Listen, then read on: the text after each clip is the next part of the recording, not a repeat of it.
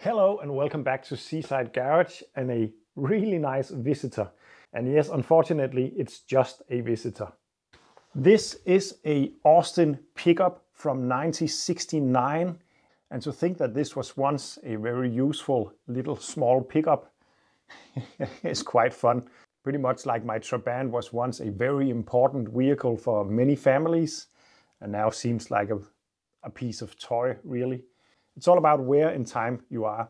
I'm not saying that this is a bad car, not at all, but the sheer size of this is just, it really reminds you of some kind of toy.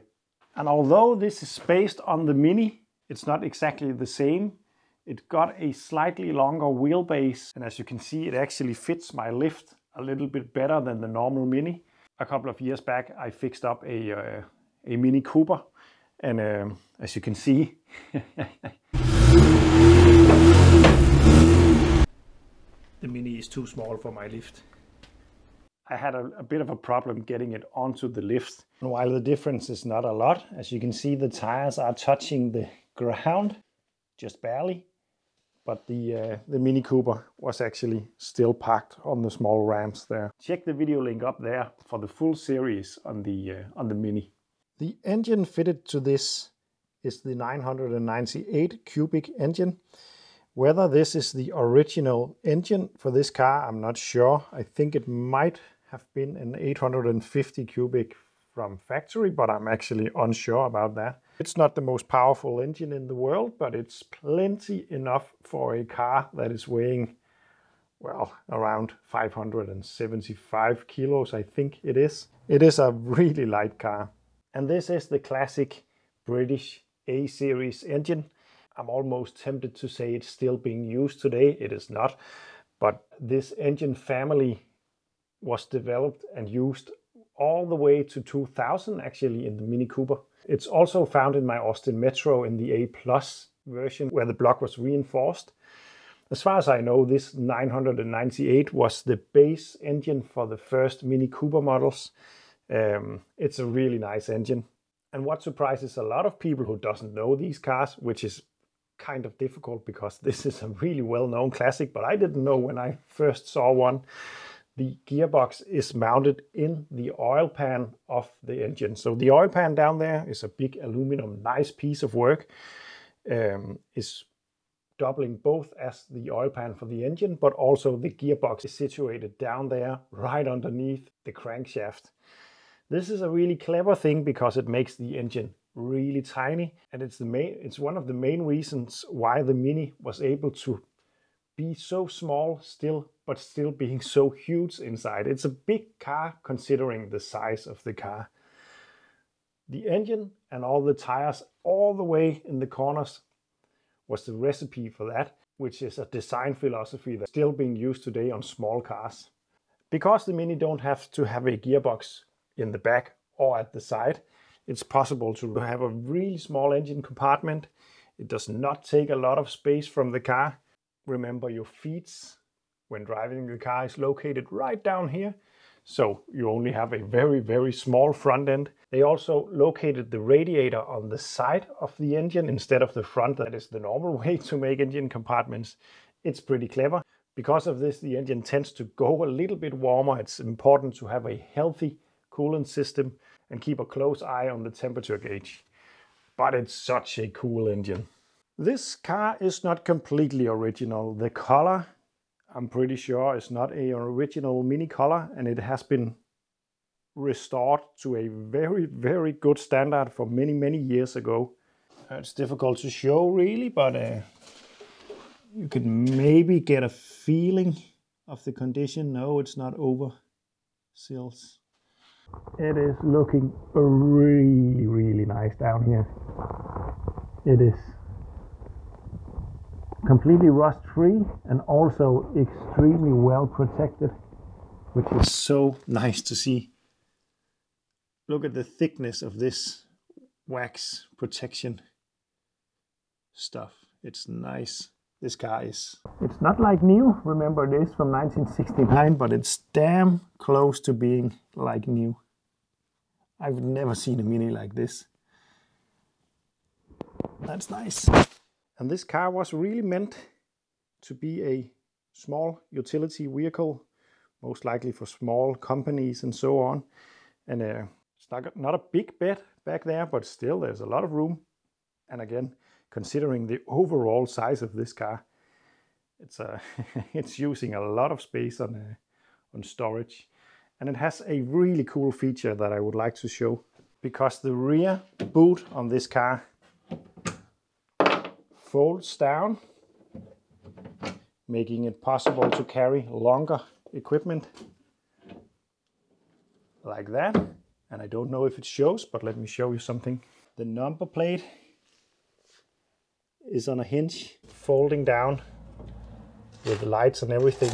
That's a really cool thing. This is a Mini, so it is possible to find some rust, but you really have to go look for it, because remember on my Mini I had a huge hole right about here. And this is an area that is normally really struggling to be rust free, and I see nothing there. Also this piece rusts away, and this A panel down here also rusts. There's nothing. The roof gutter line is normally a problem area, and this is also one of the only places that I found some. And it's not bad, but it's there, but it's not bad. But even though the guy who owned it really took care of it, he also used it. He used it to go to classic meets and to buy mopeds and put them in the rear and all that. He really used this car, and therefore it do have some scratches and stuff that needs to be fixed up, but it's really not. But it's seriously, it's not bad. The interior on the car is not original. Some might like it, some might dislike it. I think it's rather cool, but yeah, it depends on whether you want to keep it original or not. I think these seats are taken from a old Starlet. It looks that way at least. I'm not sure, but I think so. And then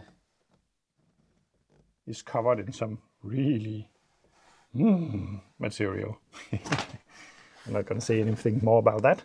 And then the iconic big speedometer in the middle of the car that a lot of modern car makers are reverting back to now, because it is a really cool feature.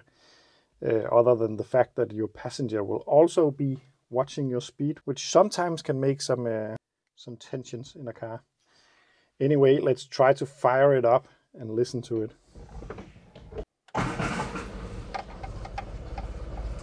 And it's on. And the car is not completely up to temperature, so it's a little bit lumpy at the moment, but look at the smoothness of this engine.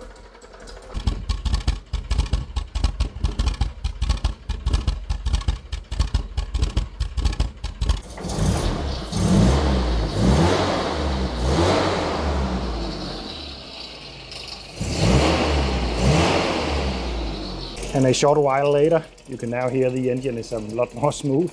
It's really running nice, and so extremely smooth. It's really nice. It reminds me a bit about the Princess actually. It's really, they made some nice engines. So you might wonder why this car is in my garage. As I mentioned before, this is not mine, unfortunately. It's in a way too good condition for, for the kind of cars that I get. And it's also working way too well. Remember, I really like to wrench. It's a problem to have cars that are working too good. Anyway, the reason why this car is in the garage is it belongs to a good friend of mine. Actually, it belonged to his father. He sadly passed away. And it's time to let this car go. And the plan for this car is to sell it. These are worth quite a lot of money in Denmark. I think it's going to be sold for around 12 or 13,000 euros. I can't really remember the exact price because we're not using euros in Denmark. So it's for sale now.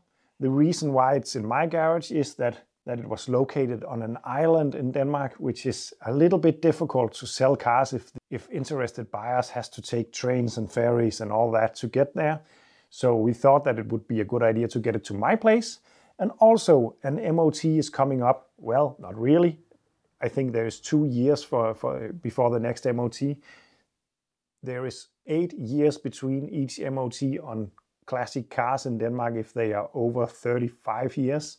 So there's actually a lot of time for the MOT. But sometimes it's better to sell a car with a clean MOT so people don't have to worry about hidden stuff. So what I'm going to do is to get this car through the MOT, hopefully, and fix some small stuff. There is stuff wrong with this. It's minor things, but still, it could be fun to make some videos on.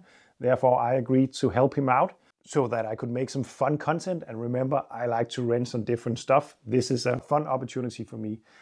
What's wrong with it? Not a lot, but it doesn't seem to charge. So something is wrong there. I think it's related to some kind of wiring issue, but I'm not sure. Another thing, if you turn on the light switch and turn off the car still runs. If you then turn off the lights, the car shuts off. There is something wrong with the wiring. Then there's one thing that doesn't matter in terms of MOT, but it's an annoyance. The clutch release bearing is making a really nasty sound. It has been doing that for, I think he's told me that for the last 5 years or something like that. It's not getting any worse, but it's annoying and it's not a pleasant sound for a possible buyer to hear. On a Mini, changing the clutch release bearing is not a big deal because of the engine construction with the gearbox underneath. There is actually a clutch cover plate that I can just take off, change the bearing and put back on. So it's not going to be a big job really, but it would be nice to do. But anyway, I just wanted to show you this car because I think it's awesome. Looking through my collection of YouTube videos during the last 2.5 years, I think I have been making these. It's so fun to see the many different cars that I have had on this exact spot over the years. It's actually becoming a bit of a scrapbook for myself. And this one is really nice to add on to the list. Remember, you can support me on Patreon. There's a link down in the description. And thanks to all of you who are already doing that. And yeah, see you in the next one.